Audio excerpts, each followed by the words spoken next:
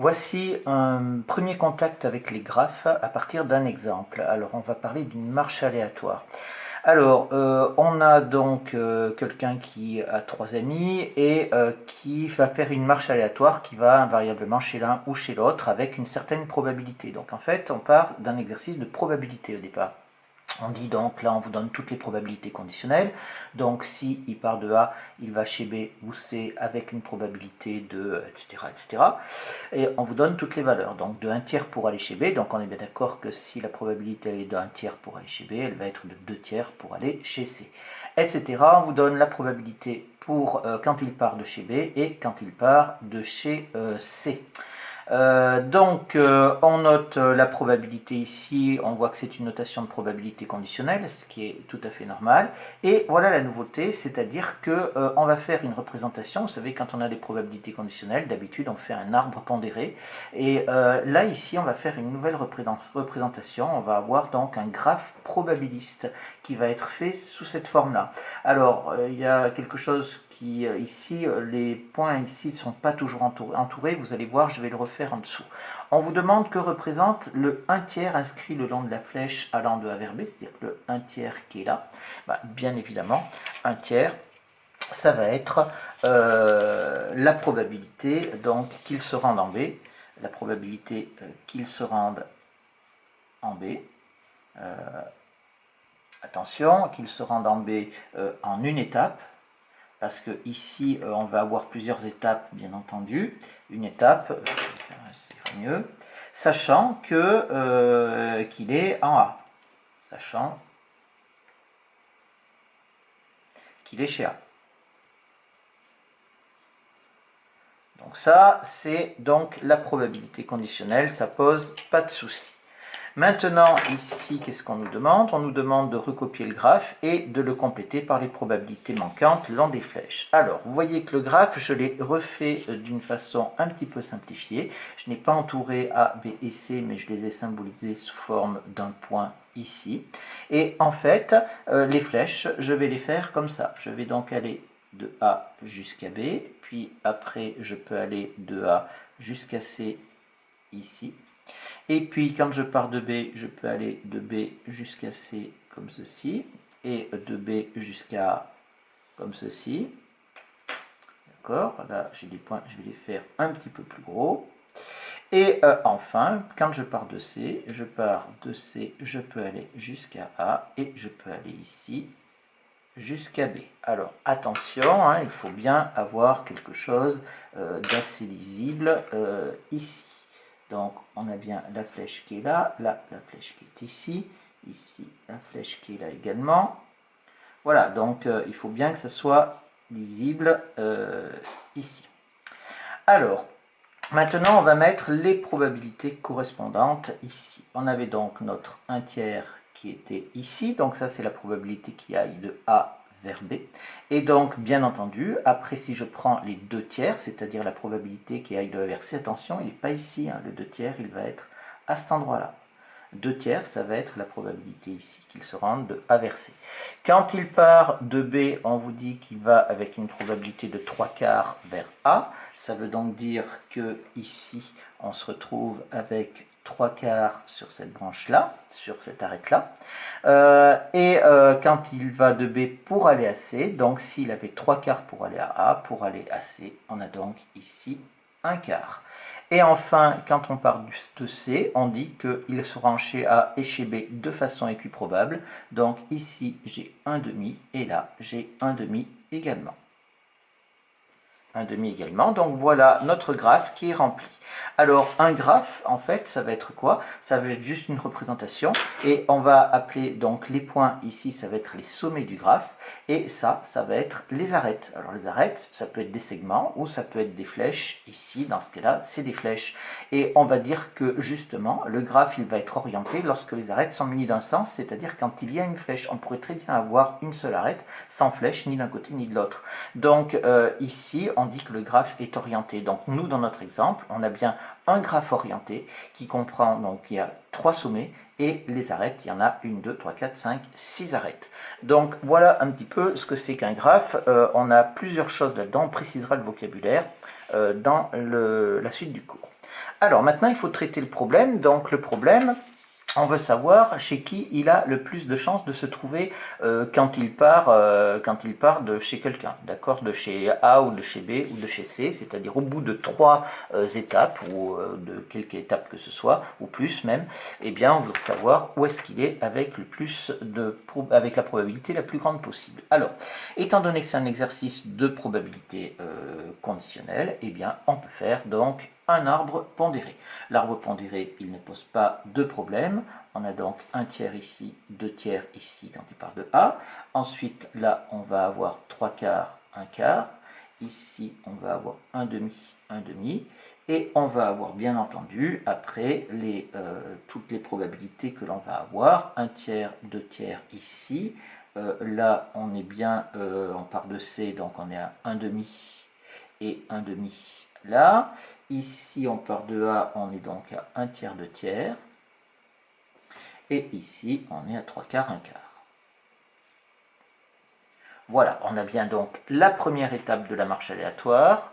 Il faut que je monte un petit peu. La deuxième étape ensuite qui est ici. Et la troisième étape qui est là. C'est pour ça que j'ai mis un indice ici. B1, C1, c'est-à-dire qu'on est bien chez B à la fin de la première étape de la marche aléatoire. Attention, il est parti de A. Hein, donc voilà. Et on va donc maintenant pouvoir répondre aux questions. On a un arbre pondéré. Donc toutes les règles des arbres pondérés s'appliquent. En particulier la formule des probabilités totales.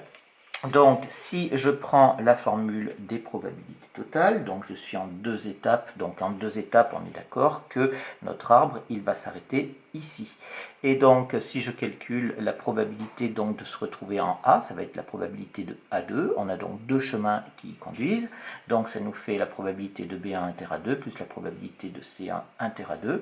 Si on prend B1 inter A2, ça nous fait donc 1 tiers multiplié par 3 quarts, plus après ici je vais avoir 2 tiers multiplié par 1 demi, et ici je trouve est égal à 7 douzièmes. 7 douzièmes ici. Pour la probabilité de B2, eh bien ici il n'y a pas de problème parce que B2 on l'obtient qu'à un seul endroit, c'est donc la probabilité de A de C1, pardon, excusez-moi, C1 inter B2. Et ici, ça va nous faire donc 2 tiers fois 1 demi, ce qui nous fait donc 1 tiers.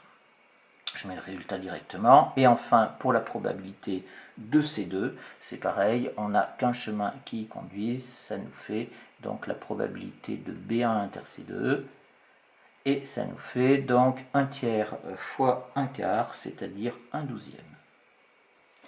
Voilà, et donc on peut remplir notre tableau qui nous permet de passer, donc quand il part de chez A, en 2 étapes. Alors j'ai mis la flèche, j'ai mentionné en 2 étapes parce qu'après on va faire le 3. On obtient donc 7 douzièmes ici, on a 1 tiers ici, et on a ici 1 douzième. Voilà, ça c'est donc en 2 étapes, c'est-à-dire quand on a notre arbre jusqu'ici. Maintenant, dans la question suivante, dans la question 3, on nous demande de faire la même chose, mais cette fois-ci quand on est en 3 étapes. Donc en 3 étapes, eh bien, on va obtenir ça, je l'ai fait par avance. Donc on a la formule des probabilités totales. Cette fois-ci, on prend tout l'arbre en totalité. Et on va obtenir donc les résultats suivants. On fait les calculs, vous pourrez le faire, il n'y a pas de problème. On obtient donc ici 7 24e. Pour B, on obtient 17 sur 72 et ici 17 sur 36. Voilà un petit peu ce que l'on obtient à cet endroit-là. Donc là, vous voyez que ce qu'on a fait, c'était quand il part de A. Donc maintenant, il faudrait regarder s'il part de B, s'il part de C, il faudrait faire de nouveau tout ce travail-là. Donc c'est extrêmement fastidieux, c'est extrêmement long.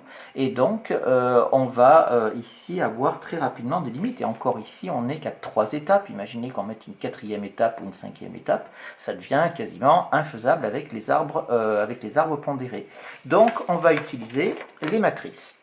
Donc ici, on vous dit qu'on va faire une matrice de transition et vous voyez que là, on a le passage donc ici qui se fait du vertical vers l'horizontal et la première ligne va correspondre donc au passage donc de A ou vers B ou vers C en 1, 2 ou 3 étapes ici. Ici, en l'occurrence, la matrice de transition, c'est uniquement en une étape, c'est-à-dire c'est les probabilités conditionnelles qui nous sont données au tout départ dans l'énoncé. D'accord? C'est ça la matrice de transition. Donc, il est hors de question de travailler avec 2 ou 3 étapes.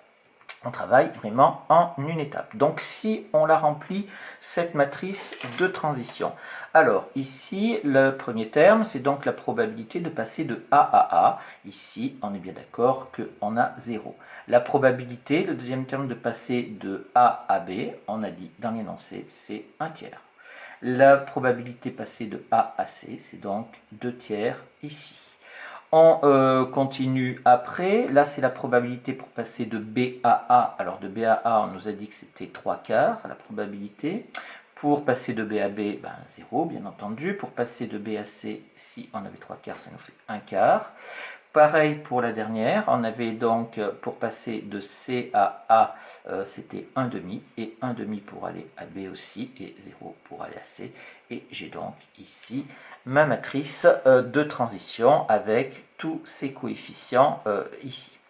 Donc, qu'est-ce qu'on remarque ici? Eh bien, bien entendu, si on fait la somme des probabilités d'une ligne, eh bien, ça correspond à quoi? Ça correspond à la somme des probabilités issues du même nœud, et obligatoirement, ça correspond à la somme des probabilités. Bon, je vais le mettre comme ça, parce que c'est ce qui correspond mieux, à la somme des probabilités issues d'un même nœud. Et donc d'un même sommet, pardon, puisque c'est pas d'un même nœud, non, ici on est bien dans un arbre pondéré. Faites attention de ne pas mélanger le vocabulaire comme je viens de le faire entre les arbres pondérés et les graphes. Donc on est ici, on part d'un même nœud, et donc la somme, elle vaut 1, bien évidemment. 1 tiers plus 2 tiers, ça fait 1, 3 quarts plus 1 quart, ça fait 1, 1 demi plus 1 demi, ça fait 1 sur chaque ligne, bien sûr. Ensuite, on vous demande de calculer t au carré à la main. Alors ça, vous le ferez pour vous entraîner. Moi, je l'ai fait à la calculatrice et on obtient donc ce résultat-là. Et regardez ce qu'on obtient quand on fait t au carré. Eh bien, regardez par rapport au tableau qu'on avait ici à 2 étapes, quand on faisait la marche aléatoire à 2 étapes en partant de A. Eh bien, on retrouve ici sur la première ligne les mêmes coefficients, 7/12, 1 tiers et 1/12. Et donc ça, c'est intéressant parce que c'est ça qui va nous permettre de faire la suite. Donc ça, c'est ce qu'on obtient ici. Donc vous comprenez bien que si on fait une analogie, si la première ligne correspond donc aux probabilités de la marche aléatoire à 2 étapes à partir de A, donc la deuxième ligne de la matrice ici va correspondre de la matrice T au carré, va correspondre aux probabilités pour la marche en 2 étapes à partir bien entendu de B, et enfin la troisième ligne pour la marche aléatoire en 2 étapes à partir de C. Attention, c'est très important de bien dire qu'on est en 2 étapes. Hein. Et si on a maintenant, si on veut interpréter ça, si je prends donc la probabilité de passer de B à A en 2 étapes, attention, ça ce n'est pas une notation officielle, j'ai pris cette notation là parce que j'ai trouvé qu'elle se comprenait bien. Donc j'ai dit pour la probabilité de passer de B à A en 2 étapes, alors qu'est-ce qu'on fait? On part de B, donc on est sur la deuxième ligne, et on va à A, c'est-à-dire la première colonne, et on est donc ici à 1/8. Et pareil, pour la probabilité de passer de C à C en 2 étapes, donc on regarde la matrice T au carré, on part de C, donc ça correspond à la troisième colonne, et on va avoir, pour aller jusqu'à C, on va avoir donc 11/24 ici, pour cette probabilité. Vous voyez que c'est extrêmement pratique, c'est beaucoup plus pratique qu'un arbre pondéré, encore que quand on est en 2 étapes, l'arbre pondéré peut convenir parce que c'est quand même relativement simple, mais enfin il faudrait quand même en faire 3. Là c'est beaucoup plus rapide. Et alors quand on va passer maintenant ici à t au cube pour la marche à 3 étapes, et eh bien là par contre ça va être extrêmement performant. Donc de la même façon j'ai calculé t au cube à la calculatrice. On constate que bien sûr on retrouve de nouveau pour la première ligne ici, vous voyez 7/24, exactement les résultats qu'on avait trouvés à partir de notre arbre pondéré. pour quand on partait de A et qu'on faisait en 3 étapes. Et bien entendu, à ce moment-là, eh bien, on va pouvoir faire les conjectures en disant que ça va nous donner donc toutes les probabilités d'arriver chez A, chez B et chez C en fonction du départ, c'est-à-dire A, B et C ici, au bout de 3 étapes. Donc si je vais de A jusqu'à B en 3 étapes, donc je pars de A et je vais jusqu'à B en 3 étapes, je vais avoir donc ici 17 sur 72. Si je pars maintenant de C et que je veux aller à B en 3 étapes, donc je prends ma matrice T au cube, je pars de C, c'est la troisième ligne, je vais à B, ça nous fait donc 17 sur 48 ici. Et enfin, pour aller de B à B, je pars donc la deuxième ligne, je vais jusqu'à B et je vais donc à 7/24e pour la probabilité de faire ce chemin-là en 3 étapes. Et enfin, on va pouvoir répondre à notre problème, c'est-à-dire quand il part de A, de B ou de C, quelle est la probabilité, enfin la plus élevée, de savoir, en fait, savoir chez qui il va se rendre avec la probabilité la plus élevée. Et donc ici, je vais le faire en orange. Vous allez voir, s'il est parti de A, alors il aura plus de terminé chez qui? Eh bien, je regarde s'il part de A, ça correspond à la première ligne. Et ici, on est bien d'accord que c'est 17/36e qui est le plus grand. Donc, de terminer chez C, donc du coup, avec une probabilité